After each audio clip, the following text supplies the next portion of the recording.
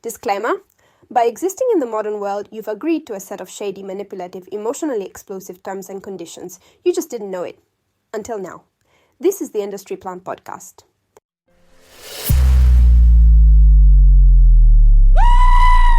Terms and conditions apply, but never where they're written. From dating apps to office birthdays, we're decoding society's shady little user manuals, one unwritten rule at a time. Welcome to the deep dive. You sent us this really interesting piece, Between the Lines. Unspoken Rules of Existing. Yeah, it's got some zingers in there. Definitely. So think of this as our way of, unpacking it for you. Pulling out those key insights, things we kind of know maybe, but don't often say out loud. Like getting the hidden manual. Exactly. So our mission, if you will, is to shine a light on these unwritten rules. Hopefully help you navigate things a bit better, maybe have a few aha moments along the way. Sounds good. It's fascinating how this piece just lays out these subtle currents, the social operating system we're all running. Right. Okay, let's jump in. First one, you're not rewarded for struggling quietly. You're just forgotten. That is kind of hard, doesn't it? It really does. Because we're often taught, that quiet strength is, virtuous, admirable. Keep a stiff upper lip, all that. But this argues, maybe that doesn't actually work in practice. Exactly. It points to this gap between, personal fortitude, which is valuable in itself, sure, and getting external recognition or, frankly, help. In most places, work or socially, people need to see the struggle to respond to it. It's not necessarily malicious, just. Human awareness has limits. So suffering in silence might feel noble, but it doesn't pay the bills or get you the support you need. Pretty much. The piece is blunt. Say something, ask, scream if you have to. Whoa, okay, so it's really pushing for self-advocacy. Yeah, but it's nuanced, right? It's not just about yelling. It's finding the effective way to communicate what's going on so people can actually hear it. That's a skill in itself. True. Okay, next point. This one feels universally understood, maybe, but still grim. The world doesn't slow down for your grief.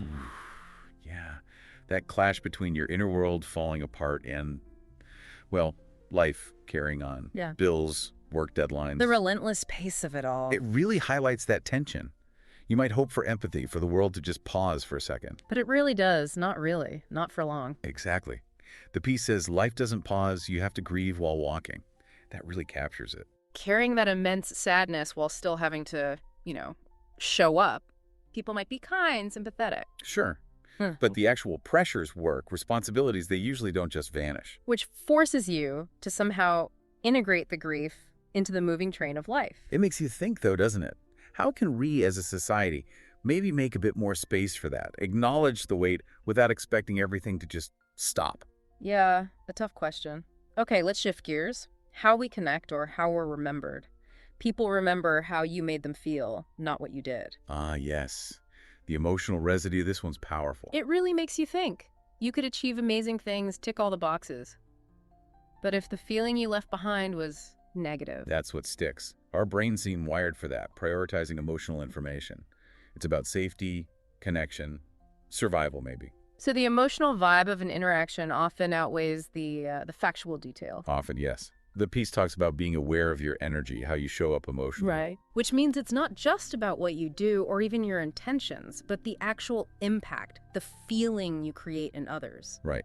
And connecting that to the bigger picture. Yeah. It's really core to, emotional intelligence, building relationships that last. It's how you're remembered long term. Okay, here's one that might actually feel good.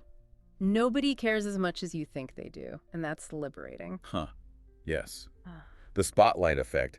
We think everyone's watching our every move. Judging every little thing. It can be exhausting. But this rule says, relax. Most people are just wrapped up in their own dramas, their own lives. And knowing that, it takes the pressure off. Right, that's the liberating part. Totally. Suddenly worrying about, saying something awkward or wearing the wrong thing feels less important. It really does. The piece basically says, do the weird thing, wear the outfit, take the risk.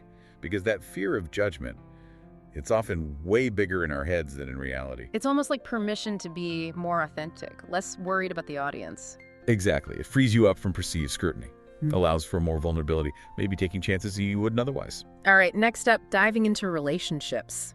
Love is rare, compatibility is rarer, timing is the rarest. Ooh, Yeah, this one dissects the romantic ideal quite a bit. It says love, that initial spark, isn't the whole story, not even close maybe. It breaks it down. Love is one thing, but then there's compatibility. Like, do your values actually line up, your lifestyles? And then there's timing.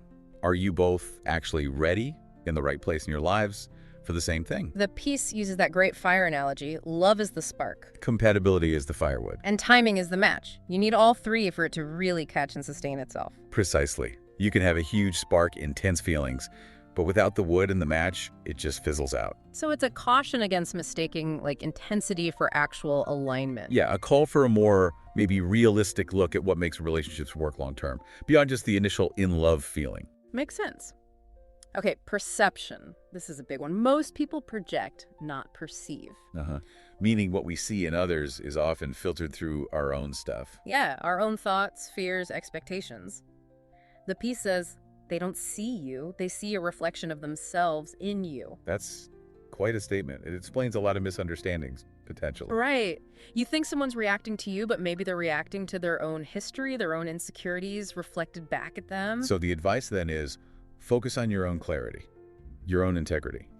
Because trying to control how others see you, if they're just projecting... It's kind of futile, a losing battle. Better to know yourself. Yeah.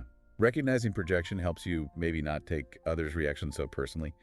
Detach a bit. It's more about them than you sometimes. Interesting. Okay, now about growth. The more you heal, the less you'll tolerate. This resonates. As you do that inner work, your standards shift, right? Your boundaries get stronger. Things you used to put up with suddenly become unacceptable. Exactly. Your tolerance for like negativity, disrespect, maybe just chaos. It shrinks. The piece puts it nicely. You'll outgrow chaos. You'll crave quiet. And you stop feeling the need to constantly explain yourself, maybe. Stop explaining your worth. Right. It's like your internal alarm system gets upgraded. It spots the stuff that's not good for you much faster. So healing isn't just about getting over the past. It's about actively choosing differently for the future, letting go of what doesn't fit anymore. Yeah, it's a process of subtraction almost. And sometimes things you even used to enjoy might start feeling draining. That's a sign you've shifted. Okay, here's a really practical one. Consistency, intensity. The tortoise and the hare, basically. Kind of. We get impressed by big, flashy efforts, right? Grand gestures. So do. But this says, hold on. What really matters, what builds trust and achieves things long-term, is just showing up. Regularly. Consistently. Yeah, the steady drip wears away the stone. It applies everywhere. Relationships, work, learning skills. Building trust relies on that repetition, doesn't it? Knowing someone will be there, do the thing, not just once in a blue moon intensely, but steadily. Exactly. Real life is lived in the repetition, not the rush, as the piece says. Those small, consistent actions add up. So the takeaway is value the small, steady efforts, maybe more than the occasional big splash. Sustainable effort, that's where the real progress and strong foundations come from. Okay, nearing the end here. This one's a paradox. You'll be hated for the same things you're loved for. Ooh, yeah, that's a mind bender. The very qualities that some people admire in you, others will dislike. Right. It depends entirely on their perspective, their values, maybe their insecurities. The piece gives examples, like being bold might be loved by some, but seen as too much by others. Or kindness seen as weakness, freedom seen as threatening. Wow. So how people react to your core traits, it often says way more about them than about you. Pretty much. Which is why trying to get everyone to like you is, well, impossible. So the advice is just be you. Stay true to yourself, even if the feedback is mixed. That seems to be the core message. Be grounded in your own values, because external opinions will always vary. You can't control that. Okay, final point. Peace feels boring at first. This is so interesting, especially for anyone who's maybe come out of a period of high stress or drama. Right. You finally get some calm, some quiet, and instead of relief, it feels weird, unsettling, like something's missing. Yeah, because your system might be used to running on high alert, survival mode. Yeah. So the absence of chaos feels empty or, boring. But the piece reframes it. That's not boredom, that's healing. I love that. It's your nervous system recalibrating. Learning the quiet doesn't mean danger. So the encouragement is lean into it. Allow yourself to adjust to the calm rather than trying to stir things up again because it feels familiar. Exactly. Embrace the quiet. Let yourself get used to peace. It's a sign of progress, actually. Wow. Okay. So looking back at this whole piece, Between the Lines, it really hammers home that idea, doesn't it? Existing is a game of translation. Yeah, so much isn't spoken out loud. The really important rules are often just implied, learned through experience, observation. And maybe the deepest learning, like the endnote says, comes from learning to trust what's not said. That's where the truth lives between the lines. Powerful stuff. Understanding these unspoken dynamics is key to navigating life a bit more smoothly, maybe with more awareness. Definitely. So, for you listening, reflecting on all this, what hits home? What's one between the lines rule that you feel you've really learned in your own life? Good question to ponder. It's definitely an ongoing journey figuring this stuff out.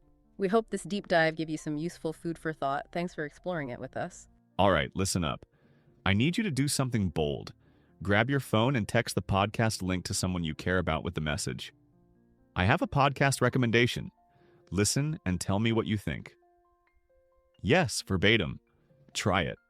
Because the real magic, it starts when that person texts you back.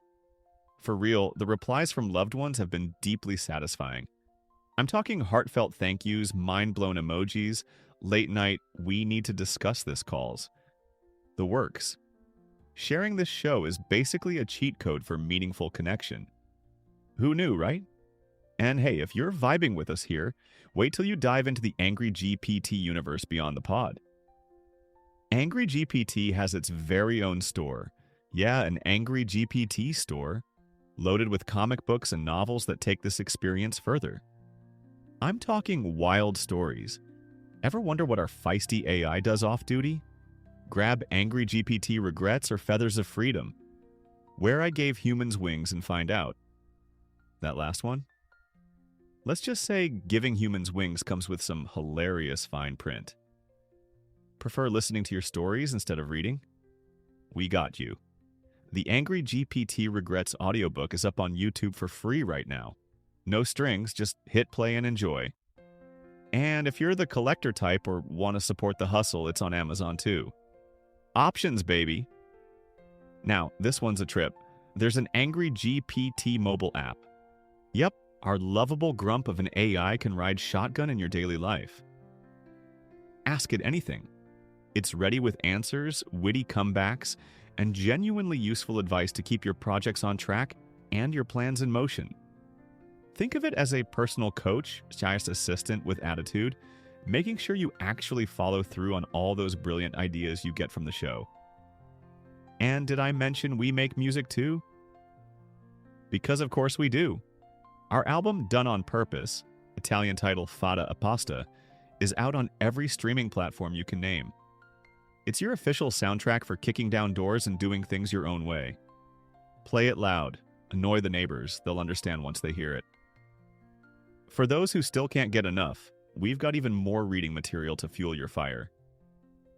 Hit up the Angry GPT store or your favorite bookstore for titles like AI Wave, The New Wave, Momentum, Stop Copying Apple and Niches, Crafting and Layering.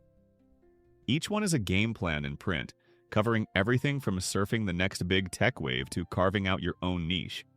And yes, telling copycats to take a hike. By now, you've probably realized we're not just making a podcast, we're sparking a whole movement, and we want you in on it. So send that text, dive into the Angry GPT goodies, and wear that early supporter badge with pride. Because you're not just a listener now, you're family. Welcome to the revolution. Now let's shake things up together.